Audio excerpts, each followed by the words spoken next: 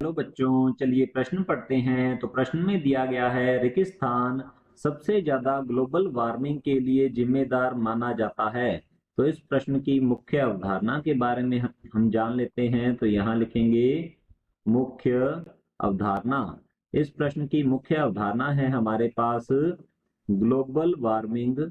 Global warming या इसे कहा जाता है विश्वव्यापी विश्वव्यापी उष्णता के नाम से। तो यहाँ लिखते हैं विश्वव्यापी उष्णता। ग्लोबल वार्मिंग से तात्पर्य होता है पृथ्वी की सतह के तापमान में वृद्धि होना। पृथ्वी की सतह के तापमान में वृद्धि होना ग्लोबल वार्मिंग कहलाता है। तो ग्लोबल वार्मिंग के लिए उत्तरदायी होता है हरित ग्रह प्रभाव। तो यहाँ लिखते हैं हरित ग्रह प्रभाव, यह ग्लोबल वार्मिंग के लिए उत्तरदायी है।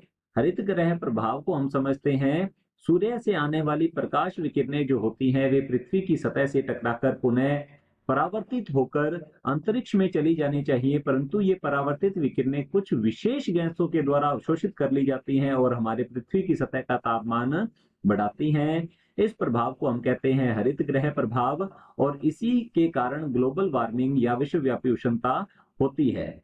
तो हरित ग्रह प्रभाव के लिए उत्तरदायी जो गैसें होती हैं उन्हें हम कहते हैं हरित ग्रह गैसें। और हरित ग्रह गैसों में होती है मुख्य रूप से कार्बन डाइऑक्साइड और फिर पाई जाती है मीथेन। इसके अलावा होती है CFC क्लोरोफ्लोरोकार्बन और पाई जाती है नाइट्रस ऑक्साइड। यदि इनकी प्रतिशतता की बात की जाए तो कार्बन डाइऑक्साइड इनमें सबसे अधिक मात्रा में पाई जाती है। 60% जो है हरित ग्रह गैसों में कार्बन डाइऑक्साइड होती है। इसके अलावा 20% मीथेन, 14% के आसपास क्लोरोफ्लोरोकार्बन और लगभग 6% के आसपास होती है नाइट्रस ऑक्साइड।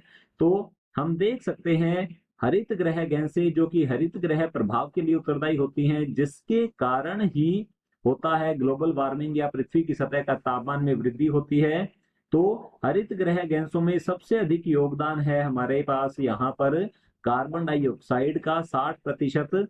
तो हमारा जो प्रश्न है, रेगिस्तान सबसे ज्यादा ग्लोबल वार्मिंग के लिए जिम्मेदार माना जाता है तो कार्बन डाइऑक्साइड को, तो हमारा उत्तर रहेगा कार्बन डाइऑक्साइड को या CO2 को सबसे ज्यादा ग्लोबल वार्मिंग के लिए जिम्मेदार माना जाता है। तो ये रहेगा हमारे प्रश्न का उत्तर। आशा करता हूं आपको समझ में आया होगा। धन्यवाद।